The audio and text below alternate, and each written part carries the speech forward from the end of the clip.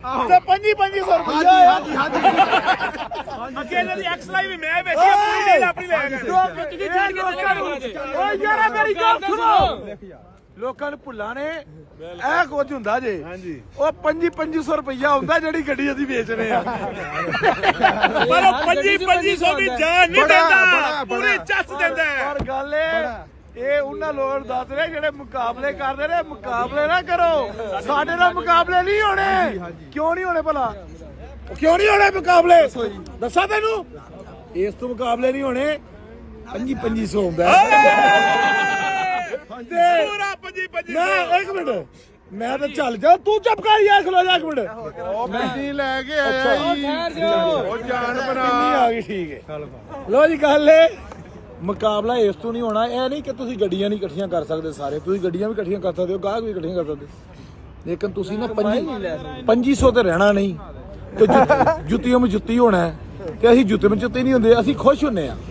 ਇੱਕ ਦੂਜੇ ਨੂੰ ਡੀਲ ਦੇ ਕੇ ਖੁਸ਼ ਹੁੰਨੇ ਆ 2500 ਰੁਪਇਆ ਕਮਾਉਨੇ ਆ ਜੈਨੂਇਨ ਗੱਲ ਏ ਇੱਕ ਗੱਡੀ ਦੇ ਵਿੱਚੋਂ 4 ਜਣੇ ਰਲ ਕੇ ਡੀਲ ਕਰਾਉਨੇ ਆ ਇਸੇ ਤਰ੍ਹਾਂ ਹੀ ਮੈਂ ਲੋਕਾਂ ਨੂੰ ਕਹਿਣਾ ਨਵਾਂ ਸ਼ੌਕ ਹਰ ਬੰਦੇ ਨੂੰ ਇਹ ਡੋਗਰ ਦਾ ਮੁਕਾਬਲਾ ਕਰਨ ਦਾ ਡੋਗਰ ਦਾ ਮੁਕਾਬਲਾ ਇਸ ਤੋਂ ਨਹੀਂ ਹੋਣਾ ਵੀ ਕਮਾਈ ਕੋਈ ਨਹੀਂ ਗੀ ਉਂਝ ਤੁਸੀਂ ਮੁਕਾਬਲਾ ਕਰ ਸਕਦੇ ਹੋ ਕਮਾਈ ਕੋਈ ਨਹੀਂ ਜੇ ਤਾਂ ਤੁਸੀਂ ਘਰਦਿਆਂ ਕੋਲ ਲਿੱਤਰ ਖਾ ਸਕਦੇ ਹੋ ਕਿ ਸ਼ਾਮ ਨੂੰ ਵਿਹਲੇ ਜੇਬ ਲੈ ਕੇ ਜਾਣੀ ਹੈ ਘਰ ਤੇ ਘਰਦਿਆਂ ਨੇ ਕੀ ਲੈ ਕੇ ਆਇਆ ਆ ਰੁਪਈਆ 20,000 ਲੈ ਆਇਆ ਇਹ ਲਿਆ ਨਹੀਂ ਜਾਣ ਡਿਆ ਬੜਾ ਜ਼ਲੀਲ ਹੋਇਆ ਆ ਸਾਡੇ ਤਾਂ ਤੇਲ ਦੇ ਵੀ ਨਹੀਂ ਪੂਰੇ ਹੁੰਦੇ ਸ਼ਾਮ ਨੂੰ ਯਾਰ ਗੱਲ ਏ ਤੇਲ ਪਵਾਈ ਦਾ ਨਾ ਗੱਡੀ 'ਚ ਤੇਲ ਅਸੀਂ ਸਾਰੇ ਰਲ ਕੇ ਪਾਉਨੇ ਆ ਜਿਹੜੀਆਂ ਗੱਡੀਆਂ ਖਲੋਤੀਆਂ ਹੁਣ ਜਾਣੀ ਹੈ ਤੂੰ ਟੀਮ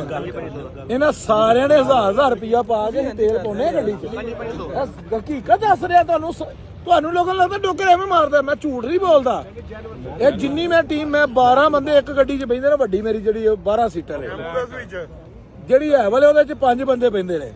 12 ਤੇ 5 17 ਤੇ 7 ਬੰਦੇ ਬੈਠਦੇ ਨੇ ਪਰਾਡੋ 'ਚ 3 ਗੱਡੀਆਂ ਮੇਰੀਆਂ ਆਉਂਦੀਆਂ ਨੇ ਲੋਰੋਂ ਤਿੰਨਾਂ ਗੱਡੀਆਂ ਦੇ ਵਿੱਚ ਮੈਂ ਬੰਦੇ ਬਿਠਾਉਣਾ ਕਿੰਨੇ ਬੰਦੇ ਪੈ ਗਏ 24 ਬੰਦੇ 24 ਬੰਦਿਆਂ ਨੇ ਤੇਲ ਦੇ ਪੈਸੇ ਦੇਣੇ ਨੇ 48,000 ਰੁਪਇਆ ਉਹਨਾਂ 'ਚ ਪੈਣਾ ਤੇ ਫਿਰ ਆਉਂਦੀਆਂ ਨੇ ਤੇ ਫਿਰ ਜਾਂਦੀਆਂ ਨੇ ਤੇ ਜੋ ਅਸੀਂ ਇੱਥੇ ਕਮਾਉਨੇ ਆ ਉਹ ਵੀ ਸਾਰਾ ਮੁਸ਼ਤਰਕਾ ਅਸੀਂ ਵੰਡਨੇ ਆ